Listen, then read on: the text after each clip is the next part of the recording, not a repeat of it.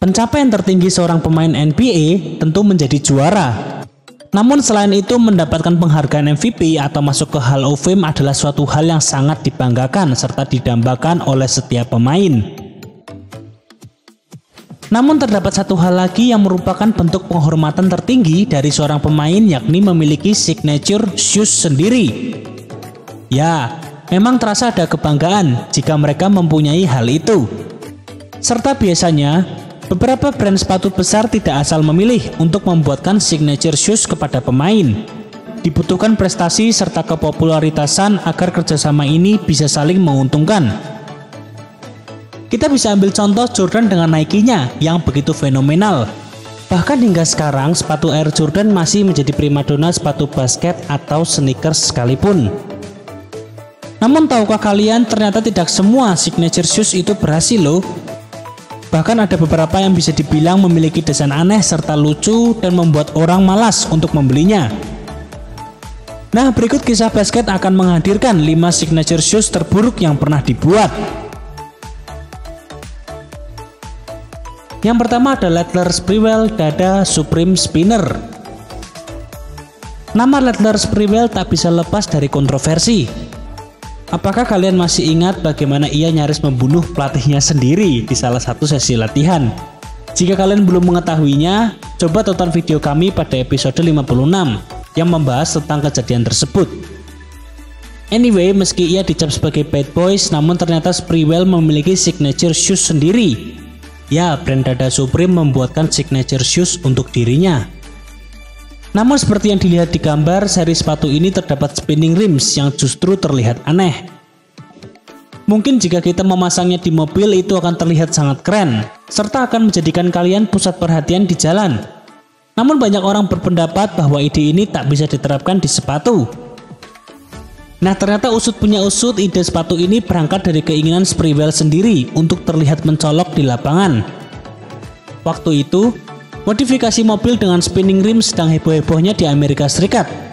Jadi sepatu unik dengan spinning rim ini berputar setiap kalian melangkah, berlari, atau melompat.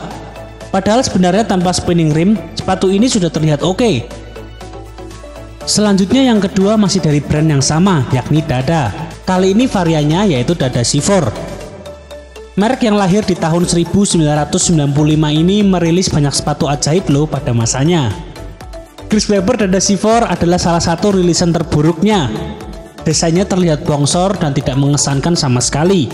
Serta tampilan yang buruk ini diperparah dengan adanya hard panel berwarna metalik yang berukiran web, nama panggilan Chris Webber.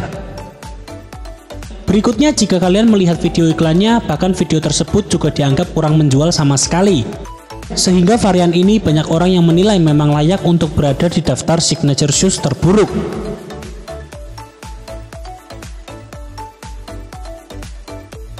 Berikutnya ada Converse Wade One. Dwyane Wade adalah salah satu pemain terbaik NBA. Ia berhasil membawa Miami Heat menjadi juara pada tahun 2006, 2012, serta 2013. Namun sayang sekali di masa jayanya Wade tidak pernah berhasil menghasilkan signature shoes yang sukses, terutama saat bersama Converse. Kelima sepatu signature-nya bersama Converse gagal di pasaran. Salah satu rilisan terburuk dari kerjasama Wade dengan Converse adalah Wade One. Wade One sendiri memiliki desain yang cukup buruk dan terlihat aneh. Kemudian pemilihan material yang kurang apik membuat Wade akhirnya berpaling ke Jordan.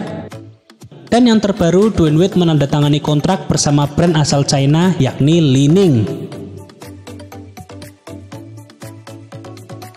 Yang keempat yaitu ada Air Jordan 15. Memang cukup berat memasukkan nama Air Jordan di daftar ini, karena sebagian besar sepatunya cukup sukses di pasaran. Namun ternyata terdapat satu sepatu yang dinilai gagal oleh banyak pihak. Bahkan sang desainernya sendiri yakni Tinker Hatfield mengakuinya.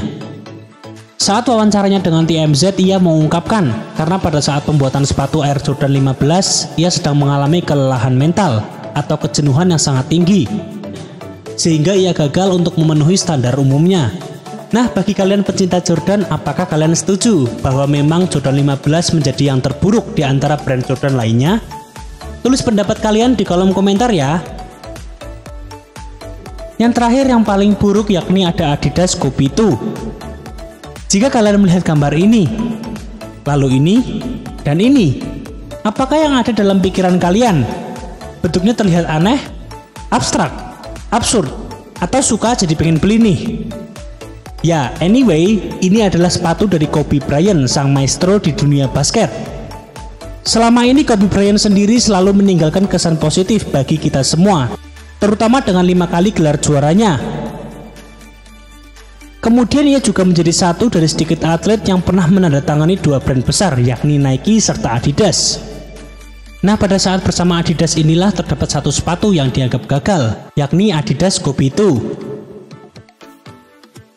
Sejak debutnya di tahun 2001, Kobe 2 menerima banyak sekali kritikan.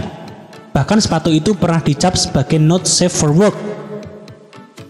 Lalu ada sebuah artikel yang memberikan ejekan dengan tajuk apakah itu sneakers? Karena hal ini mengacu pada desainnya yang sama sekali tak tampak seperti sepatu basket. Kemudian pada babak final musim 2001-2002, Kobe Bryant menolak menggunakan Kobe 2. Ia lebih memilih menggunakan Kobe 1. Tentu banyak pihak yang menganggap bahwa Kobe 2 sebagai blunder untuk sepatu basket. Dan di tahun 2003, Kobe meninggalkan Adidas, serta bergabung bersama Nike. Ya, itulah video kami pada hari ini. Kira-kira apa pendapat kalian tentang signature shoes terburuk tadi? Apakah memang layak? Atau justru salah satu ada yang menjadi favorit kalian? Tulis di kolom komentar ya. Thank you and see you.